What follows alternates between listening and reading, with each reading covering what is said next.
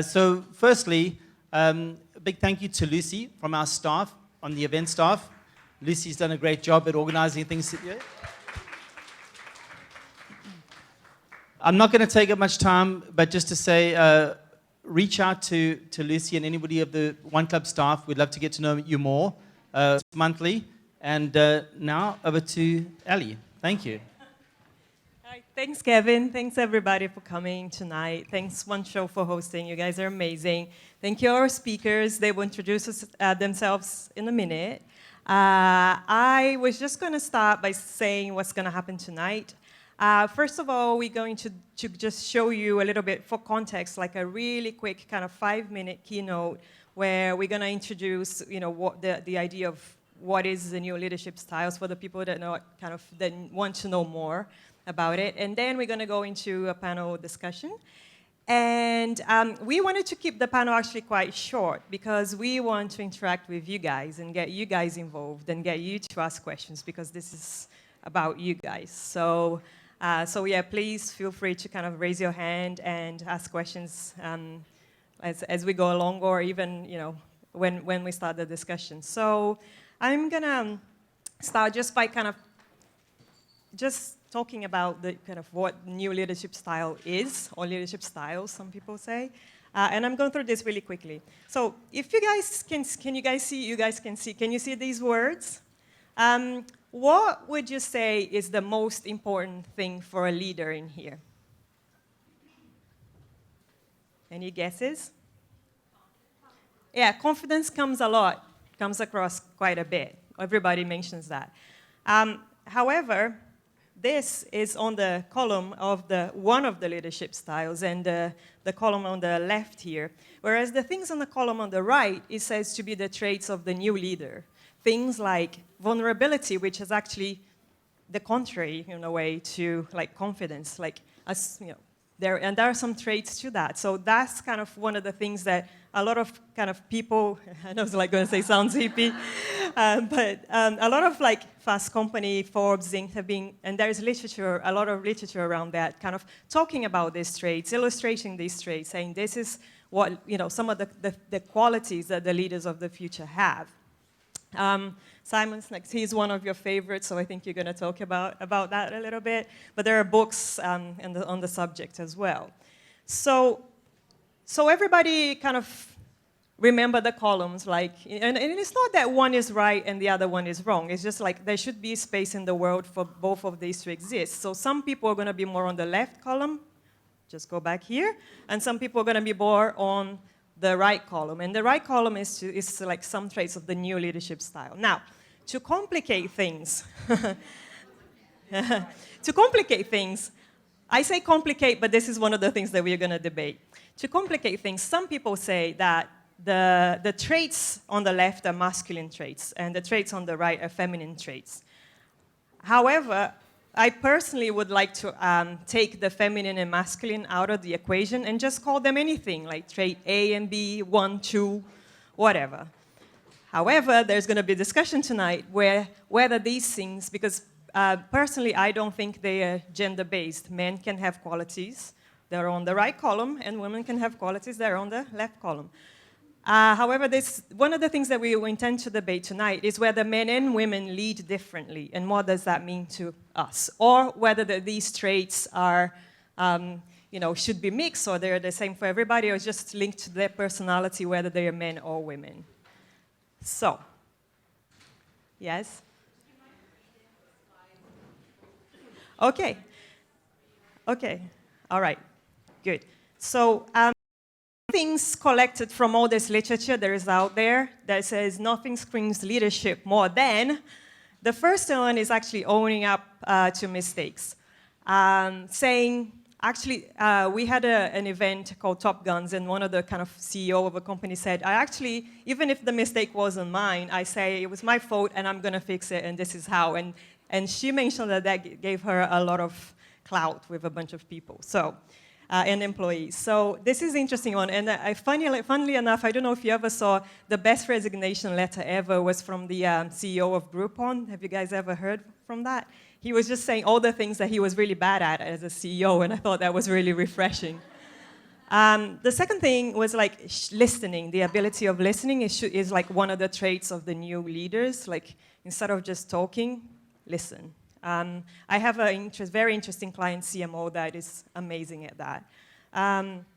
Empower, and even sometimes empower people to make mistakes. I think I read somewhere that the people that you work with, or the people that work perhaps under you, they're like your children. You just wish that one day they are better than you. That's kind of what you should wish for them, that they are better than you. And give time. That is an interesting one. That is actually from Simon. What is his last name again? Sinek. That people value time more than they value money. So one of the things that is a very small thing, but I thought was really interesting from all the literature, is like when you're going to praise someone, go up to them and say you did a good job, rather than sending an email, because people really value the time rather than doing something via email. They kind of like the time that you took to go there and say, you did a great job. And the last thing, it's kind of it's interesting study from SheSays, as leaders, it's very tough. There is never like one, if you're a leader and if you want to mentor someone, there's never one answer fits all. To kind of really get someone to grow and empower them, I came to believe that you have to understand three things. First, their cultural background, the type of person that they are, introvert, extrovert, etc. And also like where they are in their career, beginning of their career, middle of their career, end of their career. And you almost, as a leader, and you almost have to calibrate all these three things to see what kind of advice you're going to give to that person, because sometimes you're giving an advice that is from one that is actually, an extrovert. They should be an extrovert to execute on that, and they are actually an introvert. So you really need to, as a leader, you need to calibrate the advice you're giving to the people. So these are just some things that we've collected just to set up the topic. Now we're going to go into the discussion. So I would like first to get the speakers to introduce themselves, and then we're going to go through the questions. So Corinna, why don't you go first? You go first. Okay. Hello. I'm Corinna, and Falusi is my last name. Nobody will remember that. It's difficult. I wanted to, before I say anything, welcome the gentlemen in this room, because I saw there's a few guys. And lots of men do work for us, so it's great that some of you are here. So I'm Corinna, CCO at Ogilvy and Mather in New York. How much detail do you want? And whatever you like. I'm a designer by trade. I'm German, and I moved here maybe 8 years ago. I used to work at places in Germany and in Amsterdam. Before I came to New York, mostly at smaller agencies, until I made the move to the biggest place I could possibly imagine. I just wanted to experience something different, and that's why I'm working at Ogilvy, and that's it. Hi everybody, welcome. I'm so surprised that there's such a big crowd, but thrilled that you're all here. My name is Robin Albin, and I'm Senior Vice President of Conceptual Innovation at Estée Lauder, and this is a new position that was just created for me back in January. Thank you. For the past 25 years, I've been a consultant, and out of working on startups and working on major companies, but this was an interesting opportunity, and I decided to give the corporate world a whirl. So my job encompasses about 3 different things. I'm primarily responsible for the evolution of the brand, the modernization of the Estée Lauder brand, and a little bit working on creating a new culture.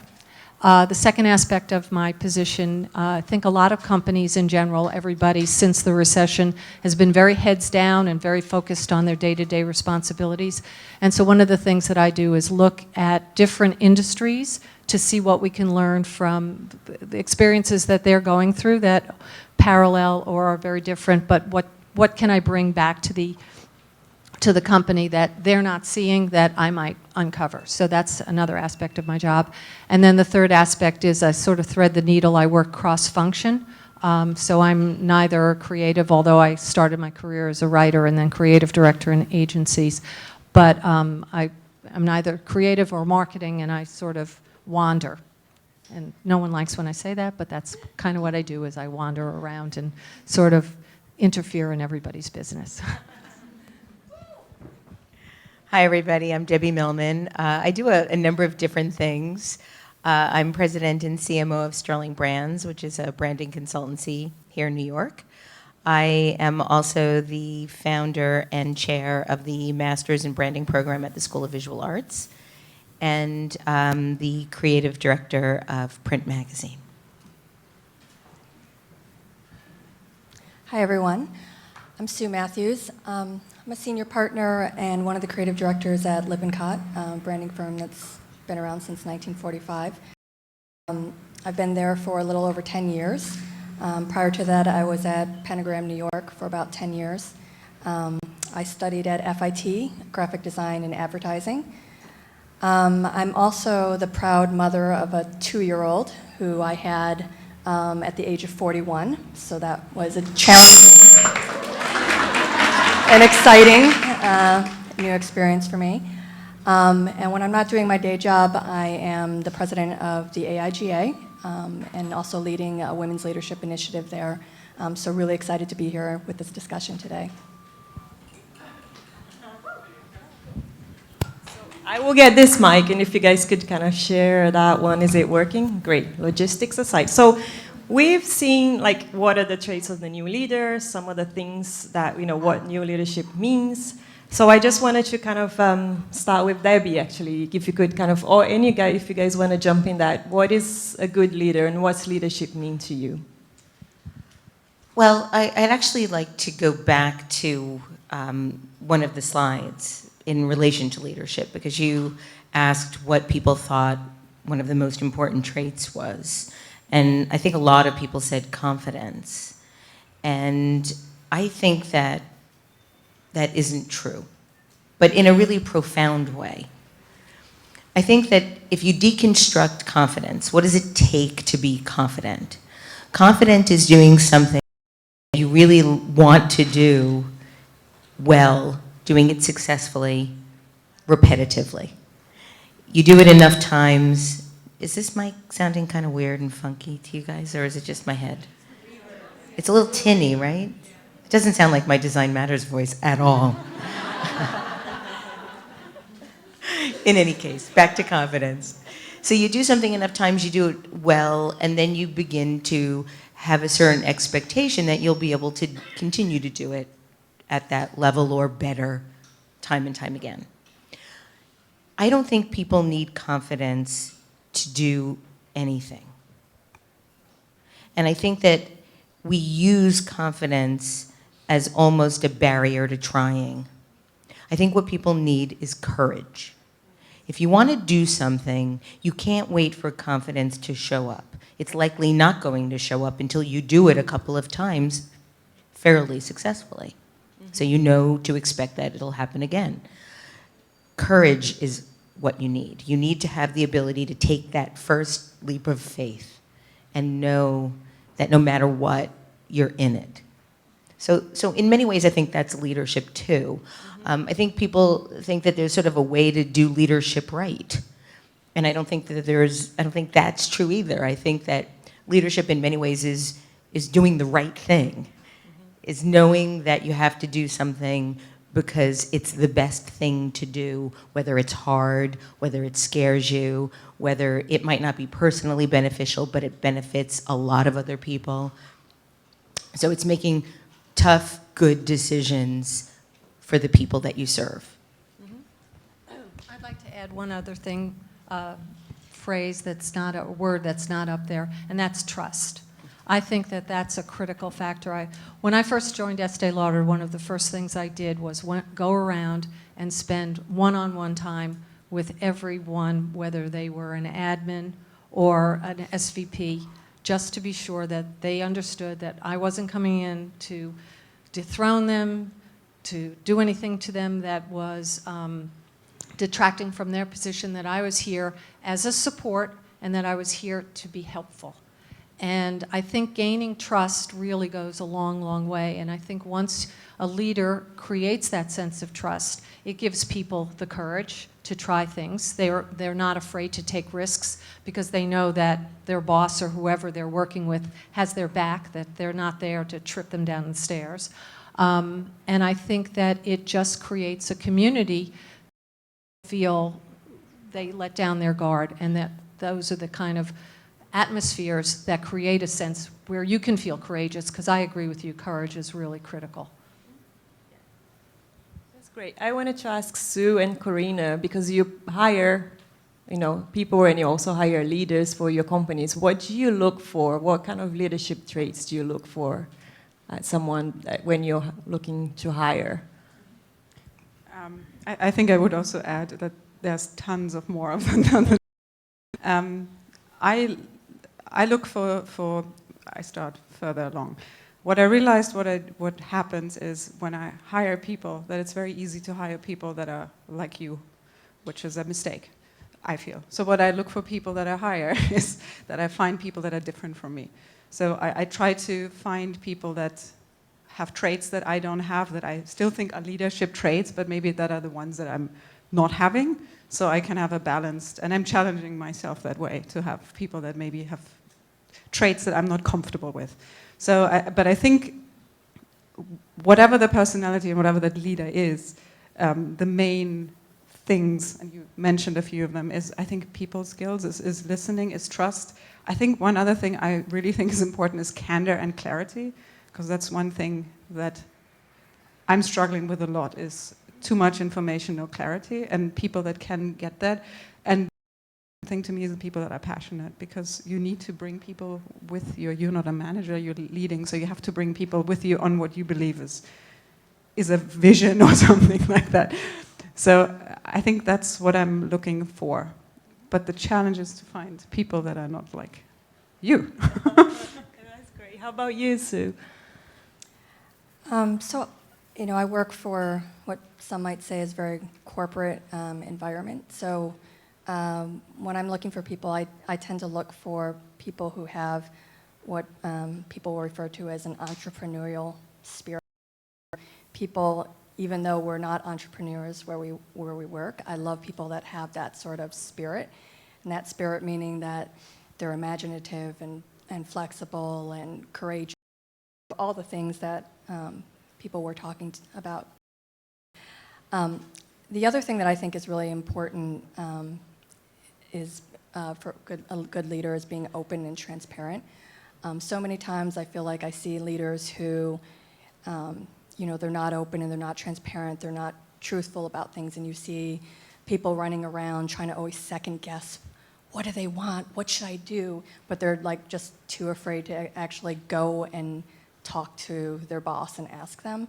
So I think leaders create open and transparent environments which, people feel safe and able to go and share their thoughts and their ideas without being, reprimanded or told it was stupid or it's not a good idea. But I think really there's a lot of talk now these days about CEOs that are open and transparent as far as being more human. They can accept that they have flaws. They'll say sorry when they make mistakes, and they allow mistakes to happen. So that's really interesting, because that talks to the kind of vulnerable side that is kind of right is written there, and also the kind of empathy side. And when we were talking about empowering, I guess another way of looking at it was like a kind of transparency as well. So kind of this is being a new kind of leadership trait, because some leaders think they should have all the answers, but the discussion today is actually there are some leaders that think it's okay to say, you know what, I don't know, right? And that kind of transparency and vulnerability even is an interesting thing. But let's turn it up a notch. I was going to start with Robin. Robin, do you think that women and men lead differently? Heavy sigh. I think that potentially they will. I think that for the moment, we have all been brought up in a very male-centric form of leadership. It goes back to the Industrial Revolution of the way you go up the ladder, you fill out your annual review, you get your incremental rate. You know, it's all based on command and control. And women, I've been very influenced recently. I was telling Allie about this. A woman named Barbara Annis. Has anyone heard of her? She, oh, you have, okay. So she has this organization called Gender Intelligence. And I've met with her a few times. And she talks a lot about research that they've done where women's brains are just developed from birth very, very differently than men's. We have a larger cerebellum, and you know that controls X, Y, and Z, and I won't get into all the details of it, but it's sort of the biology of who we are, not just, it's always blamed on hormones, but it's actually a brain function, makes us behave in different ways than men. It makes us form communities, it makes us lead and solve problems in different ways, and one of the things that Barbara talks about a lot is the fact that we need to have both types of leaders working together. So men are very directed, they're very focused, they want to solve the problem, they want to get to the answer, they want it done, you know, in a very linear path. And women are much more thoughtful, and they're much more patient, they're much more collaborative, they're much more wanting to get underneath the surface, find out why. And you know, we've been blamed, or a lot of women have been blamed for being insecure, that we take too much time, that we're not decisive. But maybe that's a good thing. You know, maybe thinking in a different style is a good thing. So a bit of it is biology, but when you go back and you look also, you'll get me started, I'll go on and on and on, at the Athena doctrine, which says there are actually men that carry Athena traits. And one of the things I talk to people a lot about is I always say that President Obama is the first Athena man president, because he leads in a very different style, and cowboy politics don't quite understand his style of leadership, but he's an Athena man. So the answer is yes, I think women lead differently, but I also think that there are men that have those attributes that create a different kind of style of leadership. I'd like to build on that a little bit, because I fundamentally agree, but I also feel that there's nuance. Saying that men and women, asking a question like, do men and women lead differently, is almost like saying to people that are people in their 30s leading differently than when they were in their 40s or when they're in their 50s. And I think it very much has to do with what you're taught, what you believe in, and let's not forget that the whole structure of modern leadership is based very much on patriarchal values. You know, if you go back to the Industrial Revolution, the organization of the family was such that when we first started sort of modern branding, most stores were co-located in people's homes. You know, they worked either upstairs, they lived upstairs and they had their little store in the front. Then with the advent of the Industrial Revolution and factories, men started to go away from the home for the first time ever, work and then come home. And so the woman took care of the house and took care of the kids. So the whole structure of modern business is sort of based on those structures and those attributes. If you look even at the last 20 presidents of the United States, they all have different leadership qualities. They're all men. So it's very, I think our brains are very different, but leadership is a nuanced way of being. It's a nuanced way of behaving, even though 10 words. There's a spectrum across all of those words. And I think a powerful leader knows when to tap into the various aspects of their own sense of what's noble, what's righteous, what's generous, and knows when to bring those qualities to the forefront of their behavior. So while there is difference, I think we're going to begin to see, because of population trends, because of demographics, more and more women are entering the workforce, more women are in college now than men, more women are making more money than men in many, many different cities, and significant significant ways. So in 50 years, the conversation is going to be very different because there'll be more women than men working. There'll be more men taking care of the household and the children than there are women. And I think that we'll begin to see that the men take on many of the characteristics that are necessary to do those specific jobs, and the women will adapt because humans are adaptability machines. Women will adapt to the times as well. No, I just want to utterly disagree with, with the fact that women lead men. I think every person leads different than somebody else. Yeah, but I'm just saying, because I'm referring to your first answer. And I think there is, as you said, there's a time and a place as well where if you go to, sorry to bring up the example of Sweden, where the leadership is, there's an equal amount of men and women working in very equal lifestyle. I'm just referring to it because my boyfriend is Swedish and he's the mom and I'm the dad. So that's why exactly. So I think if we give it 5 years, we don't have to talk about this anymore, I hope. But I don't believe that biologically our brains are differently. And I know there's lots of books and studies about either this way or the other one. I believe that it's educated to a certain level, or we are reacting into the environment. And one thing I observed lately is the men I work with are older.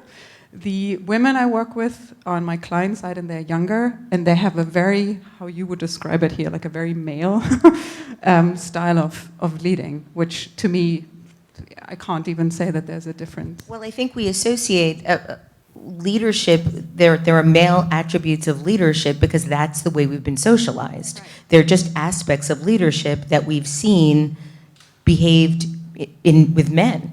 Once we start to see these switches, and that's exactly, I think I'd love it to take only 5 years. I think it's going to take a little longer, just based on demographics and population trends. But I think, even in universities, 10 years ago, I took a class with Milton Glaser. It was a summer intensive at the School of Visual Arts.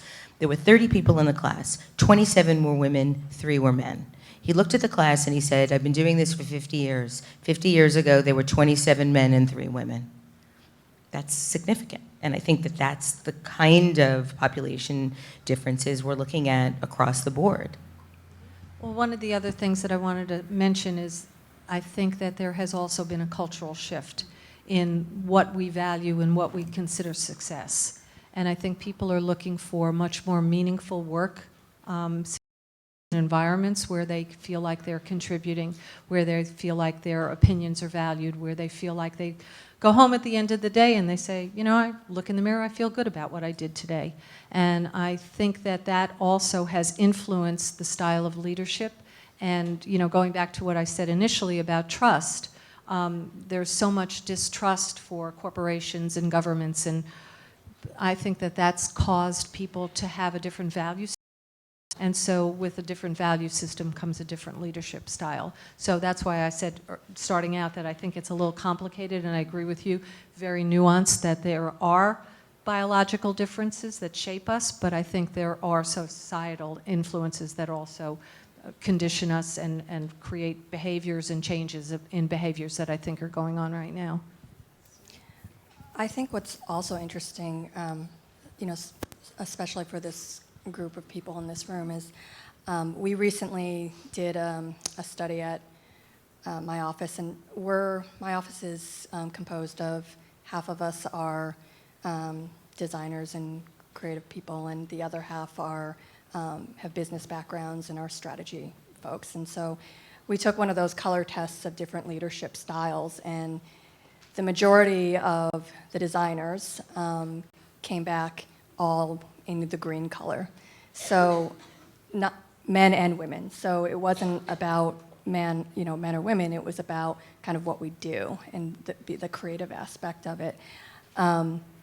And so greens tend to be more supportive, they tend to be more action-oriented as far as they're doers, they're helpers, they are problem solvers, they understand their problems in different creative ways. Red people tend to be much more straightforward, direct, very to the point, and a lot of our folks on the strategy side tend to, they all scored around on the red, most of them. And then there was this kind of eye when some of the people on the strategy side turned up green, and when some of the people on the design side turned up red, and it was kind of like, what's wrong with you?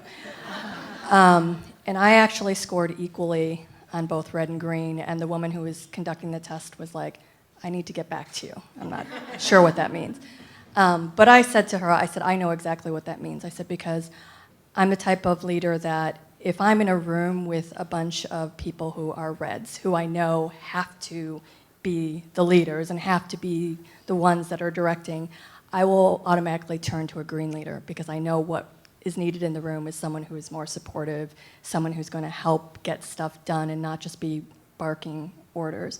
If I'm in the room, though, with a group of greens where nobody is like taking ownership, hey, I want to like, let's do this, let's get this organized, then I automatically go to a red. So I think it's interesting just in our industry and as creative people in this room, sort of the differences between how we lead as creative people. Yeah. Perfect segue to the last question, and then I would like you guys, and to you guys in the audience, I'm sure you have questions too. So perfect segue. So when we think about the clients, right? If you're in the service industry, the people that you work for, your clients, knowing their style of leadership helps with things. I would like to open that to everybody. Can you repeat the question? Yeah, so knowing your client's style of leadership, is that more of a person that wants to like, you know, get the answer and get things done, or is more of a person that is okay if you say, actually, I don't know the answer, let's all find out together? You know, do you find knowing what leadership style your client has helpful? I think to me, I would say it doesn't make the difference if it's the client or somebody I work with. I think it's with some people you'll never click. And I think it's fairly easy to recognize what leadership style people have, either if I work with or on the client side. I don't feel there's a difference. I'm not sure if this is answering your question. Yeah. Are you saying more based on if you know the type of leadership style someone has, whether it's a client or someone you work with, that you can, yeah, I think that's what this test that we were taking, that was the point of that, so that to show people that there are a lot of different leadership styles. It's not just red people are leaders. There's also yellow and blue people who are very analytical, and they need a lot of facts and a lot of things to support why they're going to do something. And I think it's helpful. You know, a lot of people took the test and they were instantly like, oh, well, we need to make more of the designers reds. And I was like, that's not the point of the test. But I think the point of the test was to better understand that you're going to be working with a lot of different people who have different leadership styles. And if you're working with someone and you know they're a blue, they tend to need a lot more facts, they need to a lot more statistics to get to the answer, then yeah, you're probably going to come a little bit more prepared with that type of backup. And I think it does help to sort of understand how that person leads and what's going to get them to eventually move in a position where you're all moving together. So I think there, as much as the flexibility and the empathy and the understanding of who a client is or what the situation is, being able to read, listen, as opposed to, you know, just be talking on and on. I think authenticity is really important as well. I think that you can't put on a charade to be someone that you're not. I think that comes through in a situation very talking about transparency of who you are, the way, your style of dealing with people. I think also, I keep going back to the word trust. When you are who you are, then people know who they're working with, and you know, then there's an expectation, I think, that creates a comfort level. So I think that flexibility is important, being able to read the room, understand when the hot spots are and where the tension points are, pain points are, but also to be true to yourself and not to try and be someone you're not, because I think it'll come through every time. I agree that that's important. I think motivation is really important. Understanding the motivation, I think, is important to answer that kind of question. So knowing what kind of leader someone is going to help you understand who they are. I think the more of a connection you have with your client, the better the relationship will be. Whether or not you understand their leadership attributes is just one part of it, because I think you need to see through that too. You know, who are they on their best day? Who are they on their worst day? What do they aspire to? What are they curious about? I mean, those are things that I think are as important to understand. So the more you can get to know someone, the more you can understand how you can help them. Guys, I would like to open to the room if you guys have any questions. I know it's very difficult to go first. Nobody wants to go first, but maybe we have a more red. Is it red or blue? the doer.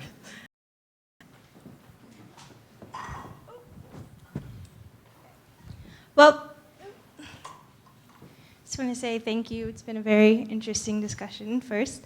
So as a female founder myself of an organization that has a lot to do with connecting women with other women for professional development opportunities, my question is, kind of relates to the queen bee syndrome. So it has to do with women supervisors, their subordinates being other women are unsatisfied or more unhappy with female supervisors than they are with male supervisors, and other women in supervisory positions being more aggressive to their subordinate female partners. And so my question is, have you ever had an experience with a female mentor or supervisor that was disappointing, and how did you deal with that?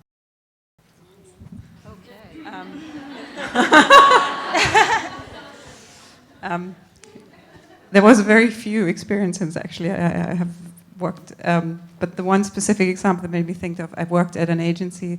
At that time, it felt very exciting to have a female-only agency.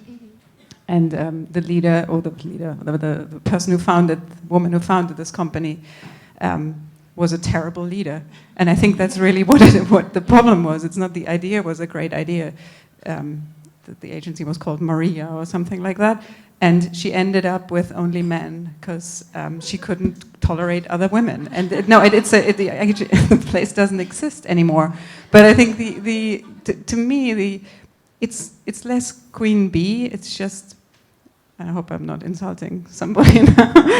It's more about, is she a good leader or not, than that.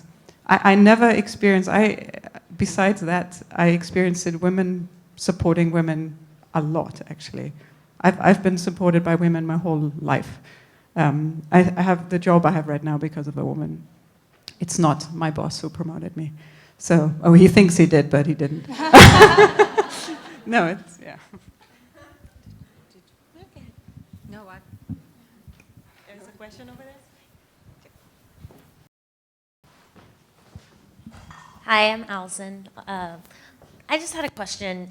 I meet women all the time who have risen through, gotten to the top, and often are the only female executive on a leadership team. Do you ever feel like they get forced by being in the environment with other male leaders to start talking or acting like that? I'll just give an example. I had a female leader who I looked up to so much, and we were having a conversation once, a serious one, about that had to do with money, and she said, "Sweetie," to me.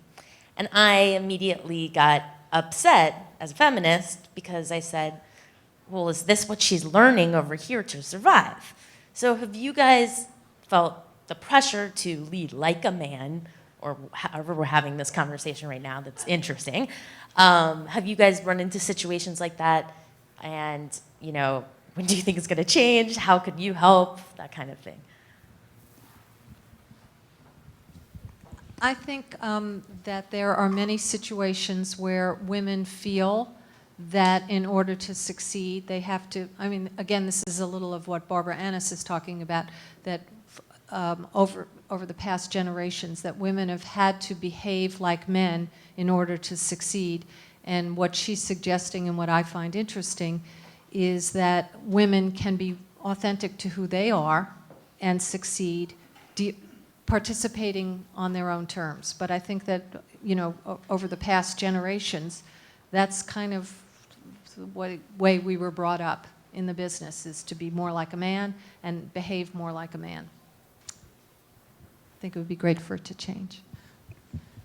Another one there? I mean, I do think that we're seeing a shift. As more and more women reach leadership positions, they're being lauded for being who they are. So I do think there are some old school ways that people have learned by osmosis, probably.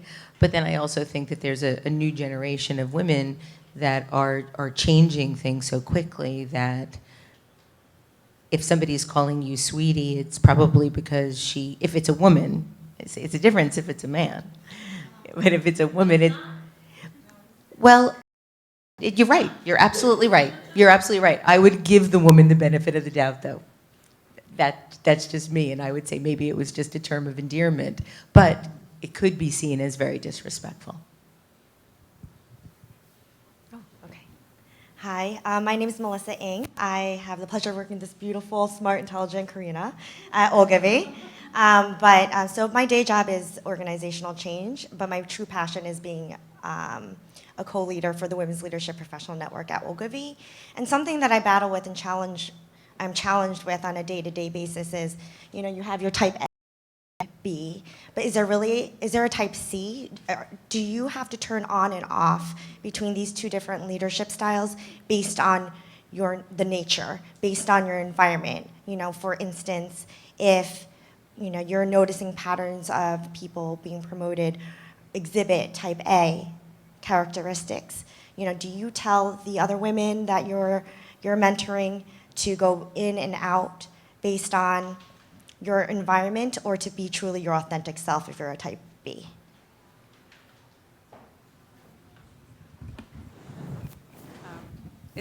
I think it's a very personal question, actually, just realized when you asked that. So I can only answer it for myself.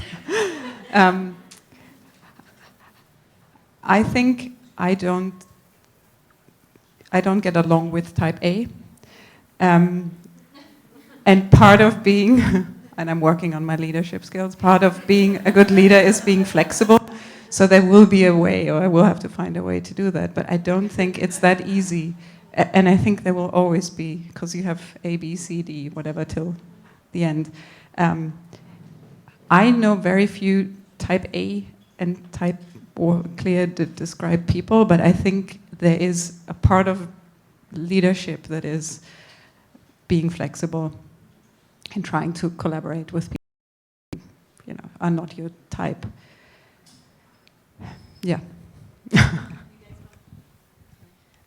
I think it's important that you do stay true to yourself. I think the change isn't going to happen from people changing and flexing how they act. The change is going to happen by whoever is at the senior management role in your company.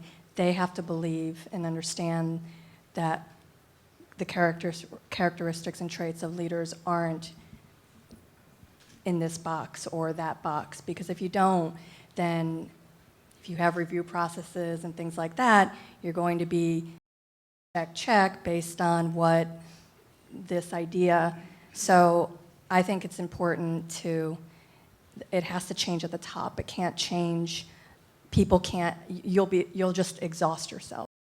Neely from Harvard Business School said, you know, women, it's exhausting being a woman in business because we not only have to be really good at what we do, but we also have to be liked.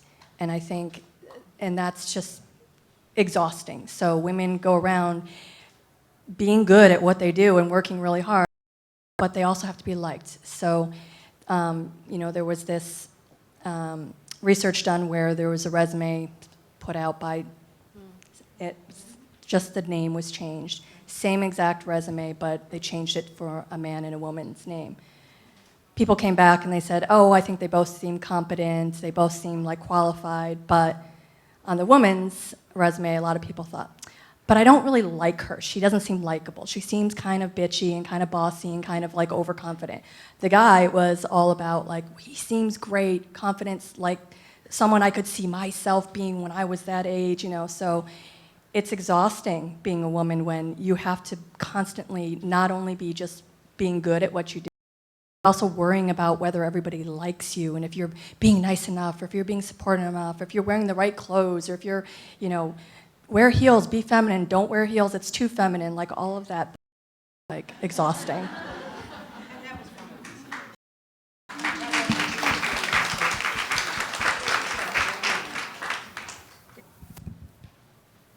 Any more questions from, okay, quite a few. Let's go back there for a minute, because we need to go to the back.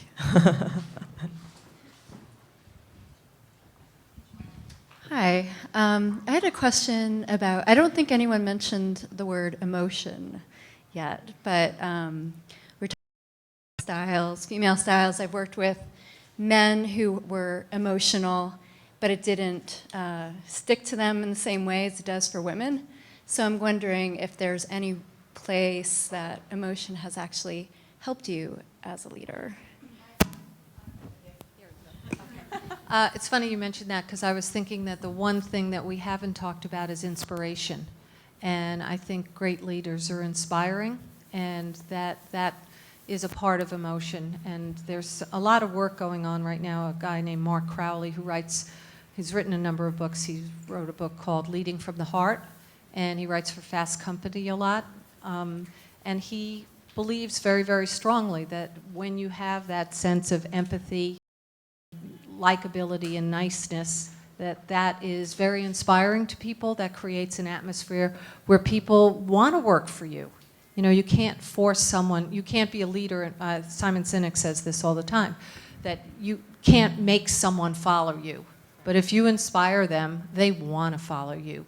I just was at a sales meeting, and one of the other VPs at Lauder had a team that was under extraordinary stress just getting this meeting done.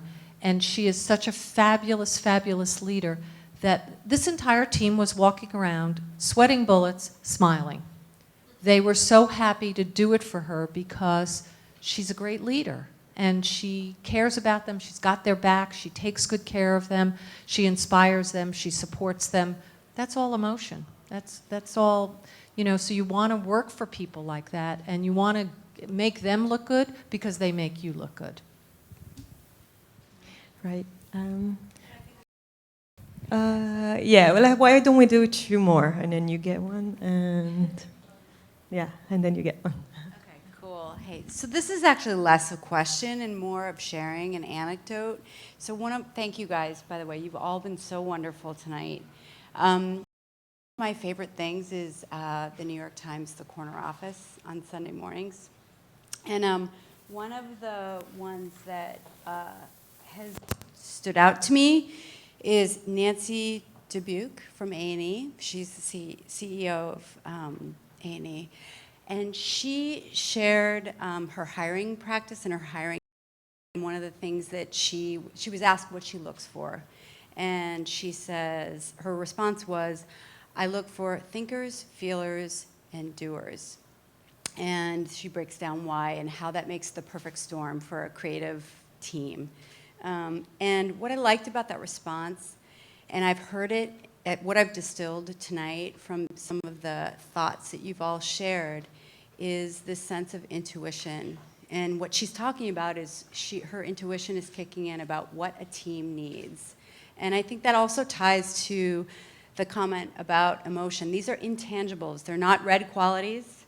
They're not, I mean, I'll go out and say, I kind of almost feel like they're not masculine qualities, but intuition, emotion, seeing what a moment needs. And you've all talked about that using different examples tonight. So I just actually wanted to share that. It's less a question, but more of an observation about attributes that I think help us be powerful in our jobs, and they're not powerful meaning like red, you know, or like confident. It's actually a different kind of power, meaning like a spider sense, a sense of what a situation needs, a sense of what, you know, a problem might need to get over an obstacle. So yeah, it's just I like this thought about a spider sense and intuition. It's intuition, and it didn't make it on that list, but I actually think it belongs. Yeah. No, it's funny because that's the only thing the only thing I wrote down before I came here. I started writing on a piece of paper and didn't do anything. The only word I wrote down is intuition, because that's the one thing you're always safe going with if you can really trust. But I think to do that, you need to have some of the other ones, because you need to trust it. Yeah. I think there's another word, though, that we haven't talked about, and the word is curiosity. And I think that in order to be a leader, you have to be really curious about leading, and you have to really want to understand what they need, and you'll have to be accountable to that. And I bristle sometimes when people think that there's just one way to lead. You know, there's so many different ways to lead. You know, Winston Churchill was very different than FDR, and he was different from Cal Ripken. And I mean, there's so many, you know, look at all the different leaders in the world, and there are so many different ways to lead. You also kind of have to find your inner leader and double down on it a bit. Last question. Hi, Corinna. Hello. It's interesting. I think all we've talked about is being good leaders, but also it's about how we feel about ourselves. And I was just thinking as a leader of an email that somebody sent me when they left the company, and they said, "Thank you so much. You're the most empathetic leader I've ever worked for." And you think, wow, after all this discussion today, yay, that's great. And I'm like, really? That's all he's going to say? So I feel like, how do we make sure that we feel good with what we're doing and we encourage ourselves, and what is it that's going to make us feel good about doing it? So I think making these values is part of it. But I guess comment, you're the most empathetic leader. What would you like people to say about you if they were leaving the company, about your style of leadership? Starting with Corinna, since I know you. I know what they say about me because I just went through a full 360 leadership, and I know what I want them to say. So Ogilvy does that when somebody, you know, in your career, you get like a full 360 review. So what I want them to say, and what some people said, and again, it's very personal, is that they know that I would fight for and with them. That's what it makes me very emotional. What some people said as a negative is that I am trying to be very, very fair, too nice, and that hurt me because I'm a nice person. But I think I don't want to hear that people say I'm nice. I have the same thing. I want them to hear that I fight for the good work, and I fight for them, and they want to work with me again. And one thing is a totally other thing. Somebody also said is that people put their careers in our hands, and that I think is something that I never thought about before, or I know that I have the responsibility, but that's something I think is a big thing to carry and to remember what I actually have to do. That has nothing to do with your question, but something that popped in my head. Would it be okay for me to read that thing that I mentioned?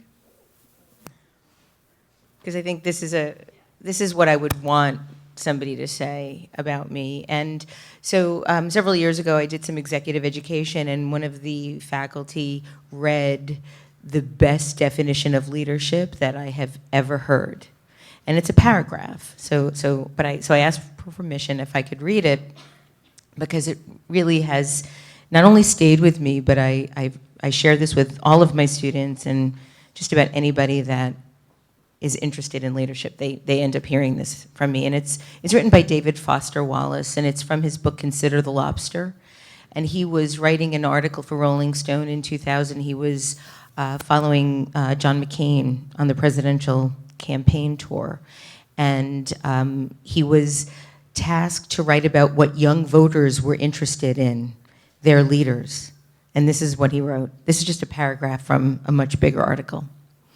It's just about impossible to talk about the really important stuff in politics without using terms that have become such awful cliches they make your eyes glaze over and are even here. One such term is leader, which all the big candidates use all the time, as in, e.g., providing leadership, a proven leader, a new leader for a new century, etc., and have reduced to such a platitude that it's hard to try to think about what leader really means and whether indeed what today's young voters want is a leader. The weird thing is that the word leader itself is cliche and boring. Across somebody who actually is a real leader, that person isn't cliche or boring at all. In fact, she's sort of the opposite of cliche and boring. Obviously, a real leader isn't just somebody who has ideas you agree with, nor is it just somebody you happen to believe is a good guy. Think about it. A real leader is somebody who, because of his own particular power and charisma and example, is able to inspire people, with inspire being used here in a serious and non-cliche way. A real leader can somehow get us to do certain things that deep down we think are good and want to be able to do, but usually ourselves to do on our own. It's a mysterious quality, hard to define, but we always see it, even as kids. You can probably remember seeing it in certain really great coaches or some extremely cool older kid you looked up to, interesting phrase, and wanted to be just like. Some of us remember seeing the quality as kids in a minister or rabbi or a scoutmaster or a parent or a friend's parent or a supervisor in a summer job. And yes, all of these are authority figures, but it's a special kind of authority. If you've ever spent time in the military, you know how incredibly easy it is to tell which of your superiors are real leaders and which aren't, and how little rank has to do with it. A leader's real authority is a power you voluntarily give them, and you grant them this authority not with resentment or resignation, but happily. It feels right. Deep down, you almost always like how a real leader makes you feel, the way you find yourself working harder and pushing yourself and thinking in ways you couldn't ever get to on your own. In other words, and you have to suck it up and just ignore the cliches here for a second, because these aren't just words and there's important stuff in back of them. In other words, a real leader is somebody who can help us overcome the limitations of our own individual laziness and selfishness and weakness and fear, and get us to do better things than we can get ourselves to do on our own.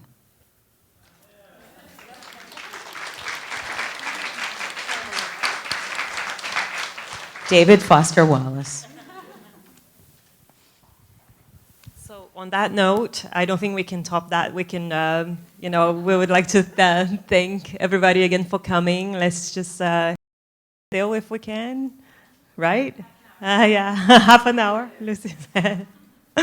And thank you everybody again for coming. Hope to see you guys soon. Hope it was useful. Thanks.